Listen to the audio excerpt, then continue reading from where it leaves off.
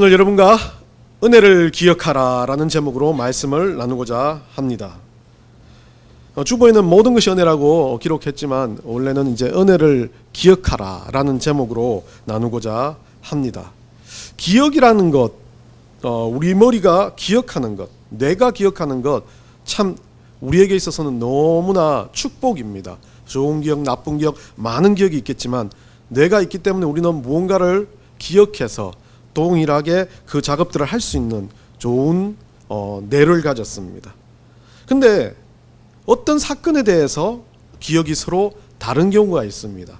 그러다 보니까 내가 맞냐 네가 맞냐, 요즘은 뭐 많은 좋은 증거들, 영상도 있고 사진도 있고 기록들도 있기 때문에 내가 맞냐 네가 맞냐가 잘 되지는 않습니다.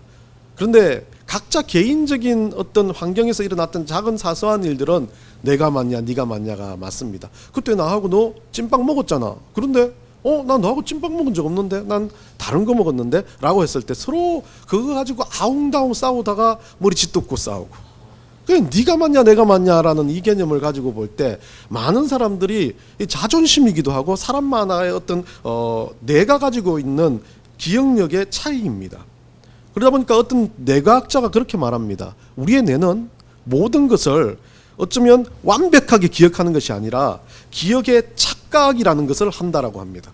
결국 거짓말이 아닙니다. 저는 찐빵 먹은 거 맞아요. 죽어도 맞습니다. 그런데 걔는 꼭 찐빵이 아니라 다른 거 먹었답니다.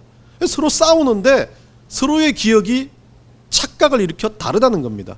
그 사람을 괴롭히려고 내가 맞다고 자존심을 내세우려고 하는 게 아니라 내 기억에서 착각을 가지고 있기 때문에 그렇다는 거죠. 거짓말이 하는 게 아니라는 겁니다. 좀 위로를 받습니다. 제가 자주 우기거든요. 집에서도 우리 아들한테도 우리 와이프한테도 웃기는데 요즘에는 계속 당합니다. 내 기억이 오류구나. 왜요? 이 두 명이 합세해서 같이 이야기하면 제 기억이 오류입니다. 그리고 또 어떤 사건에 대해서 그 나라 뭐가 있지? 근데 얼마나 좋아요. 웹사이트 다 찾아보면서 이거 봐라 없다는데? 그러면 그때부터 깨갱해야 되는 거죠. 뇌라는 건 참 신비하게도 자기가 원하는 것을 좀 많이 기억하는 것 같습니다. 그러다 보니까 이 뇌가 어떤 영향을 가지고 있냐면 변질되는 속성을 가지고 있다고 합니다. 그 중에 이 뇌가 기억을 저장하는 과정에 가장 큰 역할을 하는 게 해마, 바다에 사는 해마가 아닙니다. 해마라는 기관인데요. 이 해마는 정보를 가공하여 대뇌 피질에 새겨 넣는 과정에서 동시에 발생하는 시냅스 간의 연결을 이루어 기억을 만들어가는, 소위 말하는 해마라는 녀석이 기억을 만들어낸 중추적인 역할을 합니다.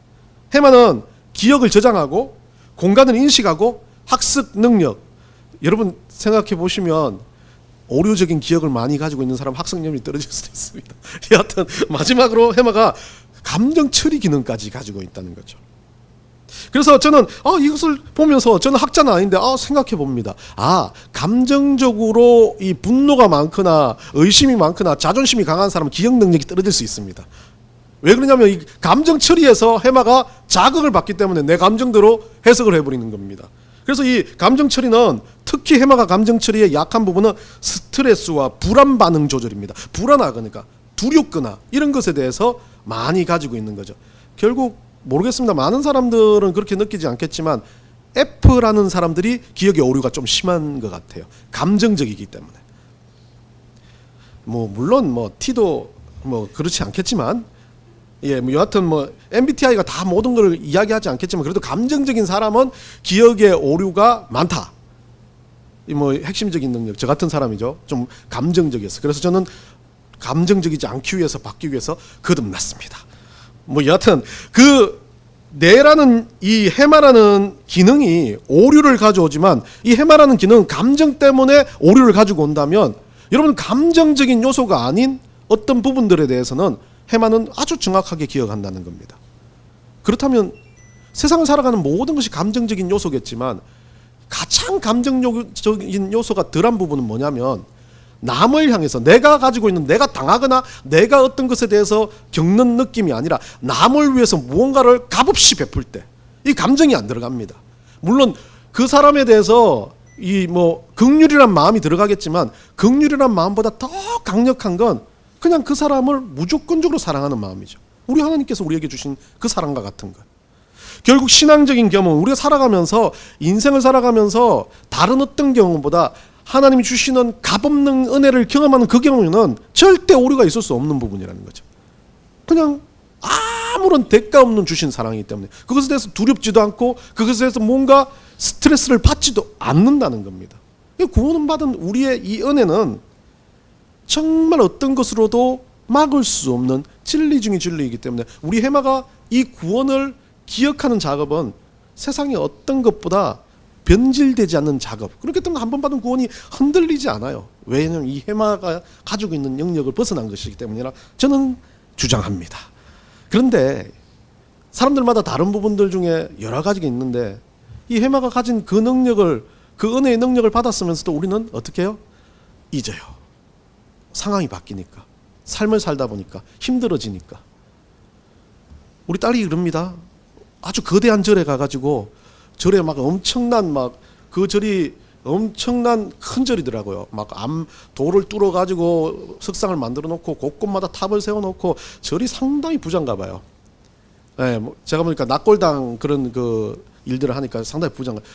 그러면서 올라가는데 왜 저런 걸 만들어 해서가 저 부처한테 뭐 하는 사람들이 와가지고 저렇게 자기들 빌면서 소원을 이루어 달라고 한다. 소원을 이루어 준다. 그러니까 소원을 이루어 준다고 딱 그렇게 말하면서 우리 딸이 조심스럽게 이야기합니다. 아빠, 엄마한테 이야기했죠. 엄마, 부처한테 끌리는데?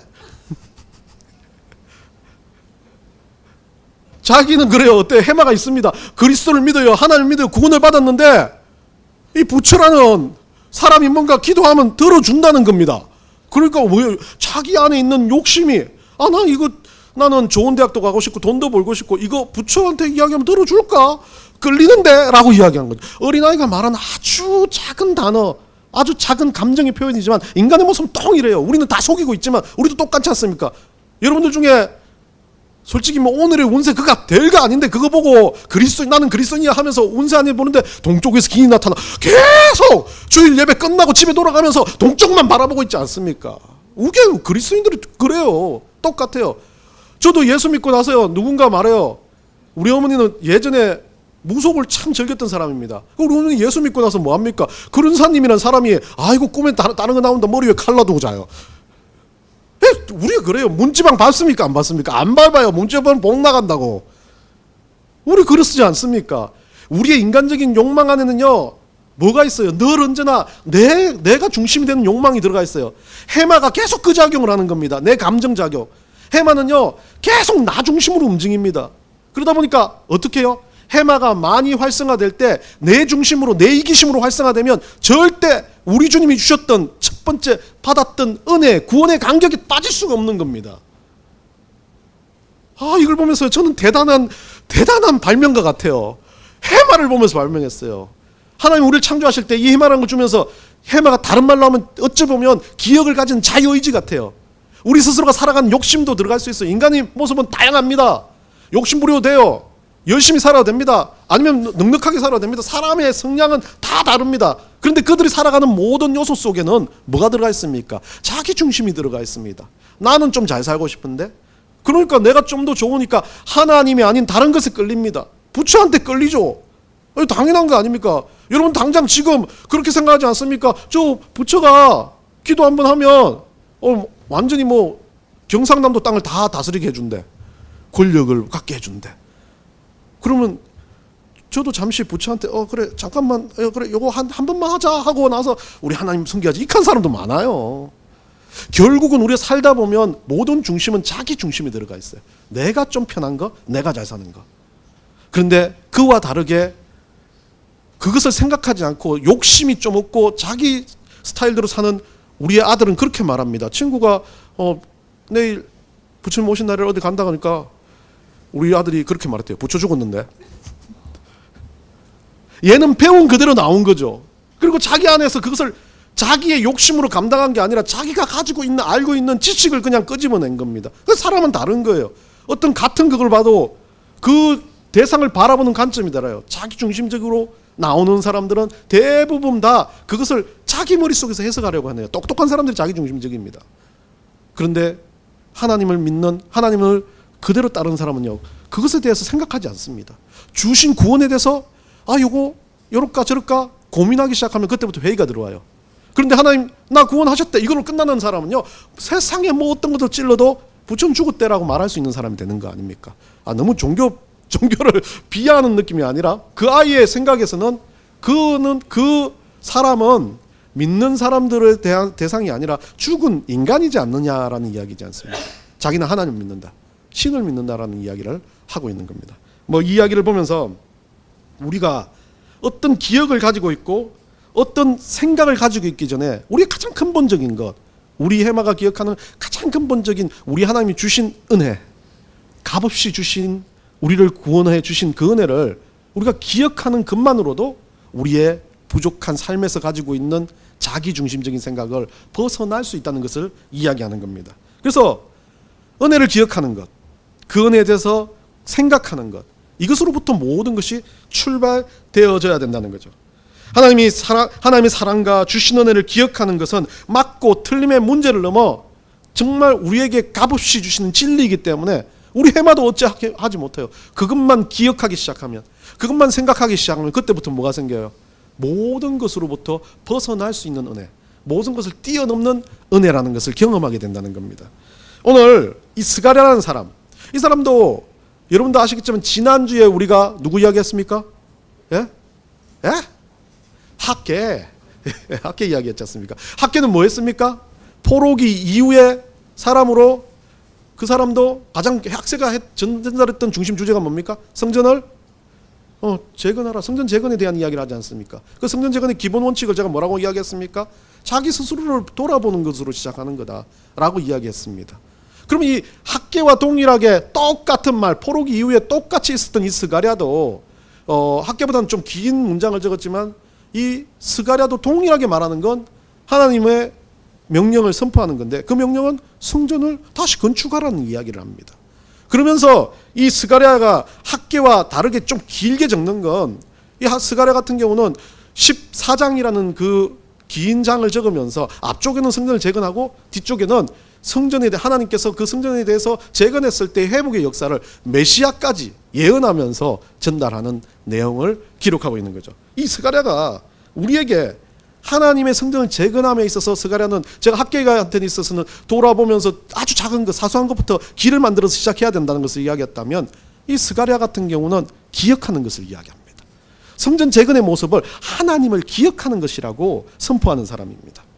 시대적 배경으로 보면 이야기했던 것처럼 유다가 바벨론으로부터 586년 바벨론으로부터 멸망당했던 그 시기에부터 이 스가랴 선지자, 학계 선지자가 활동했던 시기입니다. 이 둘 다 중요한 건 뭐 유대인들이 성전을 재건하는 것에 대한 하나님의 메시지를 전하지만, 그 성전 재건의 모습, 메시지가 오늘날 우리에게는 진짜 하나님 앞에서 우리의 무너진 신앙과 우리의 무너진 성전을 재건하라는 의미로 다가와야 된다는 거죠. 스가랴 선지자를 한번 봅시다. 1장 1절요. 우리 나같이 한번 읽어볼까요? 다리오 왕 제2년 8째 달에 여호와의 말씀이 이도의 손자 베갈의 아들 선지자 스가랴에게 임하니라. 이르시되, 계보가 어떻게 되냐면 이 스가랴는 자기 그 할아버지부터 나옵니다. 이도, 베가랴, 스가랴라고 되어 있습니다. 느헤미야 12장 4절에 가보면요, 이 BC 537년경 제1차 포로 기한 무리 가운데 이또라는 사람이 나옵니다. 이또라는 기록이 나옵니다. 그분을 제사장이라고 이야기하죠. 그 제사장으로서 포로 기한 때 있었다라는 이또, 그 할아버지가 진짜 스가랴의 할아버지라면 스가랴는 제사장 가문의 사람이었던 거죠.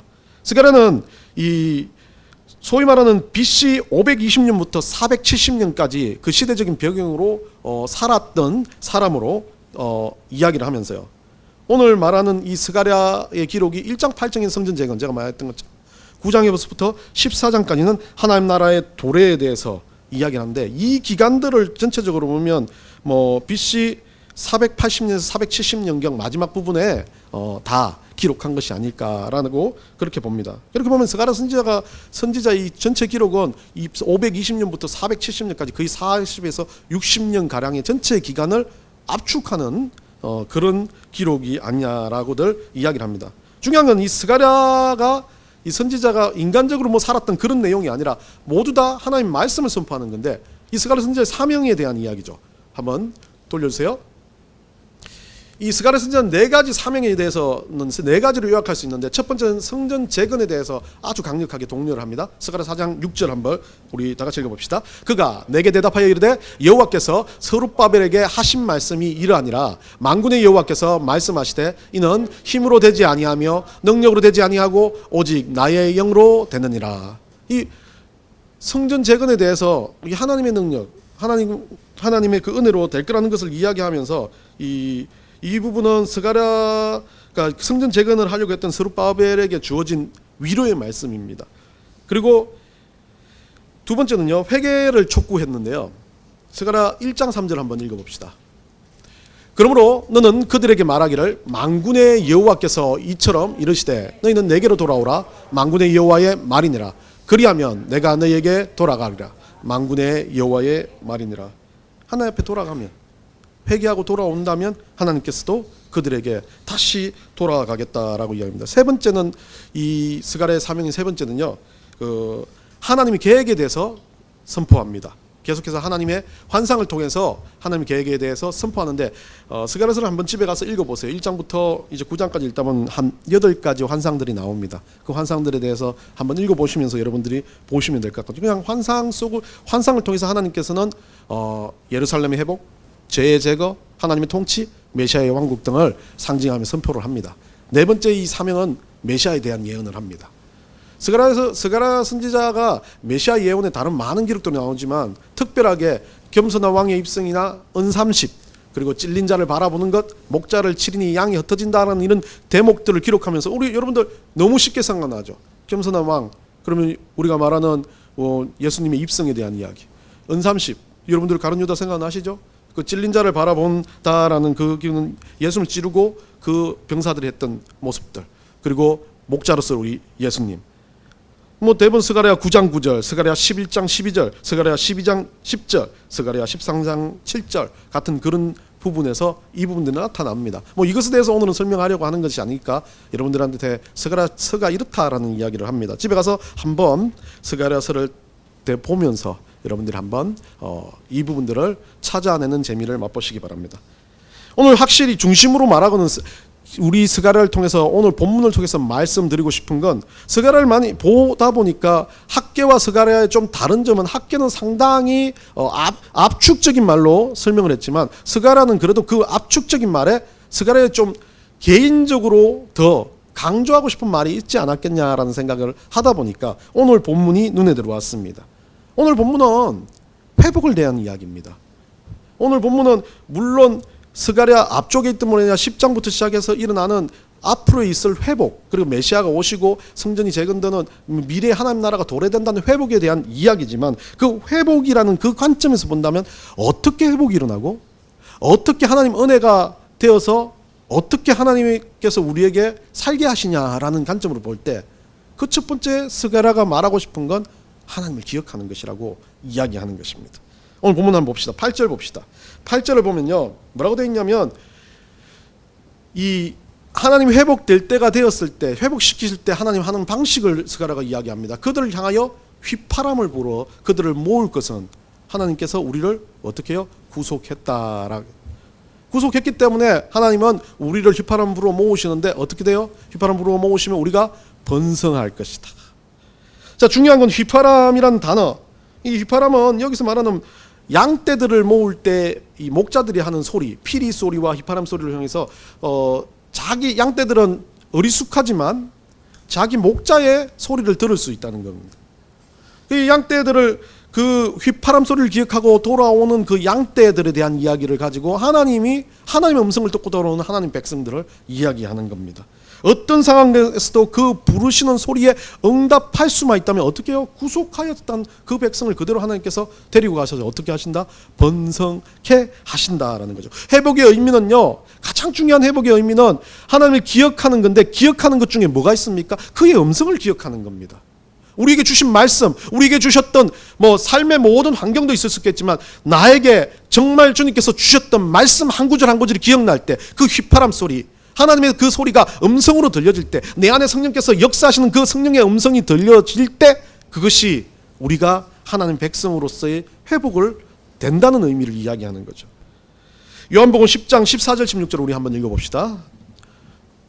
요한복음 10장 14절 16절 다 같이 읽습니다. 나는 선한 목자라. 나는 내 양을 알고 양도 나를 아는 것이 아버지께서 나를 아시고 내가 아버지를 아는 것 같으니 나는 양을 위하여 목숨을 버리노라. 또 이 우리에 들지 아니한 다른 양들이 내게 있어 내가 인도하여야 할 터이니 그들도 내 음성을 듣고 한 무리가 되어 한 목자에게 있으리라. 우리 예수님의 어떤 그 선한 목자 되신 예수님을 상징하며 요한이 기록한 기록에서는 우리 주님께서 그 음성을 듣고 그 아버지의 소리를 들을 수 있는 그들에게 진짜 양이 될 수 있는 것을 이야기하는 것처럼 하나님께서 우리에게 그 음성을 들을 수 있는 자에게 회복의 역사를 주신다는 거죠. 그러면 그 회복의 역사는 다른 말로 번성이라고 이야기합니다. 라바라는 단어를 쓰고 있는데 이 번성이라는 단어는 원래 단어는 숫자나 양이 늘어나는 거지만 이 단어는 똑같이 창세기 1장 18절 여러분들 잘 아시죠? 우리 모든 그 아담과 하와를 지어놓고 난 다음에 아담을 지어놓고 난 다음에 그 아담을 보면서 생육하고 번성하라라고 이야기합니다. 그래서 거기에 말하는 번성이 라바로 쓰여집니다. 다른 말로 하면 이 번성은 단순한 숫자만의 번성이 아니라 이 땅 가운데 살아가는 모든 삶의 자리에 우리 하나님이 주시는 은혜를 볼 수 있는 겁니다. 그 음성을 들을 수 있는 은혜인 겁니다. 그래서 모든 것이 은혜라고 제가 처음에 제목을 지었지만 그래도 그 모든 것이 은혜가 되기 위해서는 기억할 수 있어야 되기 때문에 은혜를 기억하라고 바꾼 겁니다. 은혜를 기억하기 시작하면 모든 것이 은혜가 되는 겁니다. 하나님이 주셨던 우리 해마가 가지고 있는 능력이 아니라 하나님 주셨던 원래 원천에 주님이 주셨던 그 은혜, 내 구원받은 간격을 기억하는 순간 모든 것이 바뀌어서 은혜가 된다는 겁니다. 9절에 다시 한번 강조합니다. 뭐라 그럽니까? 흩어진 백성들이 하나님을 뭐라고요? 내가 뭐 너희들을 흩으르니 너희들이 먼 곳에서 뭐하라고요? 나를 기억하라. 그렇게 직접적으로 이야기하고 있습니다. 너희들이 흩어지고 이렇게 나눠질 텐데 뭐하라고요? 기억하라. 분명히 하나님은 이것을 가지고 단순하게 기억하는 것이 아니라 하나님의 음성을 듣고 그 하나님을 따르고 하는 믿음을 가진 백성으로서의 기억력을 이야기합니다. 그 기억은 뭡니까? 우리 주님께서 주셨던 구원의 간격을 되새기라는 의미를 이야기하는 겁니다. 그들이 어떻게 된다고요? 살아서 그들의 자녀과 함께 돌아오게 될 거라고 말합니다. 여러분, 가장 큰 축복이 뭡니까? 이 땅 가운데 살아가면서 우리가 잘 먹고 잘 사는 가장 큰 축복입니까? 아까 말한 것처럼 좋은 욕심 내가지고 욕심 낸 것처럼 잘 되는 게 가장 큰 축복이 아닙니다. 가장 큰 축복은 하나님의 은혜를 기억하며 회복되는 것입니다. 한번 읽어볼까요? 가장 큰 축복은 하나님의 은혜를 기억하고 회복하는 것이다. 그 은혜, 값없이 주신 그 은혜, 정말 자기 아들을 죽이기까지 우리를 사랑하시면서 살려셨던 그 은혜를 기억하는 것만으로도 회복은 시작되는 겁니다. 우리 삶 가운데 그 기억함이 있기에 우리는 가는 길을 멈출 수 있습니다. 그리고 하나님을 바라볼 수 있습니다. 그 기억함이 있기 때문에 자신의 하는 판단을 멈출 수 있습니다. 그래서 하나님 무릎을 꿇습니다. 그 기억함이 있기에 우리가 숨도 못 쉴 것 같는 고난 앞에서 편안하게 웃으며 눈을 감을 수 있는 겁니다. 하나님을 기억하기 때문에 그 모든 것이 원점으로 사라져버립니다. 하나님 기억하기 때문에 어떤 경험, 어떤 환경, 어떤 상황이 아니라 하나님이 기억하는 그것만으로도 감사하고 기뻐하고 정말 은혜라고 고백할 수 있게 된다는 거죠. 그것을 가지고 하나님을 기억하는 것이라고 말합니다. 10절에 보면요, 회복이 일어나면 이제 어떻게 될지를 이야기해 줍니다. 회복이 일어나면요, 쉽게 설명하면 하나님께서 그 회복이 일어나면 그들 가운데서 뭐 여러 가지 일들이 있겠지만 사람들이요 힘들고 어렵고 아픈 건 동일합니다. 그런데 어떻습니까? 꼭 그런 것 같아요. 복잡한 극장 한 군데가 있습니다. 그 극장에 가보면 그런 재밌는 걸 하는 건 아닌 것 같은데 사람들이 막 모여듭니다. 나도 모르게 그게 뭔지 하는 거 싶어서 머리를 들이밀고 들어가려고 보니까 그 막 사람들이 너무 많으니까 들어갈 수가 없어요. 그런데 안에 사람들이 어때요? 다 아이고 들어와 좁아도 들어와 하면서 손을 당기면서 복도에 앉으라, 여기에 앉아라, 내 무릎에 앉으라 하면서 다들 너무 복잡하고 힘든 상황이고 어려운 상황인데 웃으면서 들어와라 끌어당기면서 그 극장 안에서 왁작지근하게 뭔가 잔치를 벌린 것 같은 느낌이 드는 겁니다. 그게 바로 어찌 보면 10절의 모습을 그대로 이야기하는 겁니다. 하나님께서 우리에게 주셨던 은혜가 되니까 하나님 안에서 챙겨주는 사람들이 생겨나고 배려하는 사람들이 생겨나고 말씀 가운데 그리스도인으로서 살아가는 모습들이 생겨나니까 주변 사람들 들어와서 뭔지 모르고 들어와서 보니까 그 복장을 뚫고 들어가 보니까 그 안에 진짜 평강이 있고 은혜가 있고 구원의 역사가 있는 것을 발견하게 되는 겁니다. 그런데 별로 좋은 건 없지만, 별로 대단한 건 없지만 그 안에서 서로 위로하고 격려하며 살아가는 것, 그런 모습이라는 거죠. 회복이 일어나면 그런 역사가 일어납니다. 하나님 말씀이 강력하게 역사해서 우리가 가지고 있는 해마, 내 중심적으로 생각하라고 감정적으로 생각하라는 것을 뛰어넘는 각인들이 펼쳐지는데, 은혜의 각인이 막 들어가니까 나도 모르게 그 사람 미워졌지만 은혜의 각인이 들어가니까 미움이 아니라 아이고 그 사람한테 예수 전해야 되겠다, 아이고 저 사람 저래 죽으면 안 되는데 라는 마음들이 생겨나는 것, 그게 바로 회복이라는 겁니다. 회복은 단순하게 그냥 내 잘 되는 것이 회복이 아닙니다. 그리스도 안에서 회복은 영원히 보이는 겁니다. 그리스도 안에서 회복은 우리 주님이 보이니까 주님이 가장 원하시는 것, 영혼들에 대한 관심이 생겨나는 것, 그게 회복이라고 할 수 있는 거죠. 11절에 가보니까요, 그렇게 기억하고 회복되면 하나님께서요 뭐라 그럽니까? 고난의 파도를, 11절에 뭐라고 되어 있습니까? 고난의 바다를 지나갈 때 바다 물결을 치리니 나일의 깊은 곳이 마르겠고 아수르의 교만이 낮아지겠고 애굽의 규가 없어질 것이라. 자, 희한하게 갑자기 하나님 기억하는데 왜 고난의 바다를 지나갈 때라고 이야기합니까? 하나님이 아무리 기억해도 이 땅 가운데 고난은 그대로 있어요. 삶은 그대로입니다. 환경은 그대로입니다. 아플 수밖에 없습니다. 우리가 가지고 있는 육신의 늙어감은 계속되는 겁니다. 저도 요즘에 머리가 자꾸 빠져가지고 우리 딸이 와가지고 말합니다. 와 진짜 흥하네. 그래서 아이고 진짜 그런갑다라고 생각하니까 아들이 옆에서 거듭니다. 대머리야. 와 모르겠어요. 저도 우리 아버지 대머리 할아버지 대머리지만 사람의 마음은 그렇지 않습니까? 나는 아니면 좋겠어. 우리 아버지는 대머리인데 나는 아닐 거야.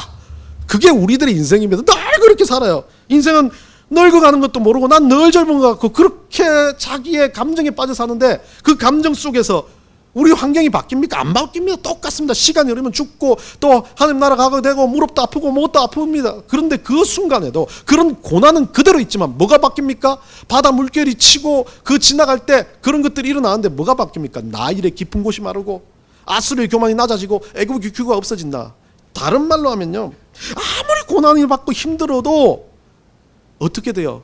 나를 고난케 하는 물결을 우리 주님께서 쳐주신다는 겁니다. 바다 물은 그대로 있어요. 근데 뭐를 쳐요? 나를 힘들게 하는 물결을 쳐주는데, 그 쳤다는 말은 다른 말로 하면요, 고난은 그대로 있는데 고통이었다라고 생각하는 내 생각 자체, 해마 속에서 가지고 있던 감정이 사라져버리는 거예요. 은혜가 그걸 뒤덮어 버리니까. 그러면서 뭐예요? 나일의 깊은 곳이 마르고, 여기는 이제 이스라엘 민족 그 애굽에 대한 이야기입니다. 애굽이 그 나일강이 마르면 애굽이 완전히 멸망하는 거죠. 그리고 아수르가 교만이 낮아지기 시작하고, 애굽은 어떻게 됩니까? 애굽의 규라고 말하는 그건 지팡이란 뜻인데 왕의 실수의 권세가 사라진다는 의미죠. 다 같이 이야기한다 보면 모든 환경은 그대로 있는데 하나님 한 번만 말하면 국가도 망하고 권력도 사라지고 모든 것이 다 사라지지만, 우리도요 앞에 서문에 뭐가 들어가 있습니까? 고난의 바다를 지나갈 때요 지나간다는 겁니다. 지나가게 된다는 겁니다. 그렇게 사는 거라는 겁니다. 그런데 우리 하나님이 은혜를 주시고 우리 하나님이 회복을 주시면, 우리 하나님께서 우리 가운데 그 은혜의 물결을 부어주신다면 뭐가 사라지는 겁니까? 모든 게 그대로 있어요. 지질이 궁상맞은 내 삶이 그대로 있어요. 그런데 뭐가 사라지는 겁니까? 내 삶을 지질이 궁상맞게 바라보는 내 해마가 사라져버리는 겁니다. 와, 이래도 살만하네. 막 무릎이 막 아파 일어서지를 못해요. 못 일어서는데 야 앉아가지고 있으니까 그래도 좀 더 편하네. 삶을 살아가면서 우리는 늘 언제나 상위지향적으로 바라봅니다. 상위지향적으로 바라보면 가장 상위가 천국인데, 그것을 바라보고 나니까 나머지가 다 어떻게 돼요? 그냥 별거 아니다. 이거 좀 없지. 이거 좀 힘들지. 그래. 그래도 나는 가야 될 본향이 있다라고 이야기합니다. 여러분, 그러면서 12절에요 우리 주님께서 마지막으로 회복을 주시는 이유를 선포합니다. 왜 이렇게 너를 그렇게 고난 속에서 이겨내고 하나님 앞에서 그렇게 은혜롭게 살아가게 하냐? 네가 잘나서 대단해서가 아니라 12절에서 그렇게 말합니다. 12절 한번 봅시다. 내가 그들로 나 여호와를 의지하여 견고하게 하리니, 뭐요? 결국은 해마가 아닌 우리 하나님을 의지하게 만드는 겁니다. 그러면 그것이 어떻게 돼요? 견고하게 만드시는 겁니다. 나를 더 단단하게 만드시는 겁니다. 그렇게 해서 어떻게 합니까? 그들이 내 이름으로 행하리라. 우리가 하나님의 백성으로서 하나님의 이름으로 하나님의 이름의 석자를 걸고 살아가게 만드신다는 겁니다. 여러분, 사도 바울은 이것을 다르게 빌립보에서 이렇게 말합니다. 빌립보서 1장 20절 우리 한번 다 같이 읽어봅시다. 다 같이 읽습니다. 나의 간절한 기대와 소망을 따라 아무 일에든지 부끄러워하지 아니하고 지금도 전과 같이 온전히 담대하여 살든지 죽든지 내 몸에서 그리스도가 존귀하게 되게 하려 하나니. 사도 바울은 이것을 이렇게 이야기하는 겁니다. 스바냐가 선포한 이 말을 하나님께서 우리를 경고케 하시고 우리를 그리스도 이름으로 하나님의 이름으로 살게 하신다는 이 말을 살든지 죽든지 내가 뭘 하든지 먹든지 마시든지 내 환경을 바라보는 것이 아니라 오로지 은혜 되신 주님, 나에게 구원 주신 그 하나님을 바라보면서 그 모든 것들 가운데 내가 존귀한 게 아니라 나를 존귀케 하신 하나님이 존귀하게 될 거라고 말하는 겁니다. 이것이 회복의 마지막 결론입니다. 여러분은 여러분은 회복되는 길로 가고 있습니다. 이 세상이 가장 행복하고 이 세상이 가장 대단하다, 그것은 해마가 하는 작용에 불과할 겁니다. 근데 그것을 뛰어넘는 진짜 궁극적인 하나님을 만나신다면 그때부터 여러분의 모든 환경은 제가 바꾼 게 아니라 여러분이 바꾸어 버리는 겁니다. 그리고 그 속에 뭐가 있습니까? 그 속에서 우리 주님께서 우리를 견고케 하심으로 살든지 죽든지 주를 위해서 사는 우리를 통해서 누가 존귀케 됩니까? 우리 하나님께서 내가 너로 인해서 존귀케 되었구나, 착하고 충성된 종아라고 말씀해 주시는 겁니다. 여러분, 이 땅을 사는 여러분, 이왕이면 이제 오늘 이곳을 지나가면서 하나님 앞에서 천국처럼 이 땅을 여러분들이 체험하며 살아가는 여러분들이 되시기를 간절히 축원합니다.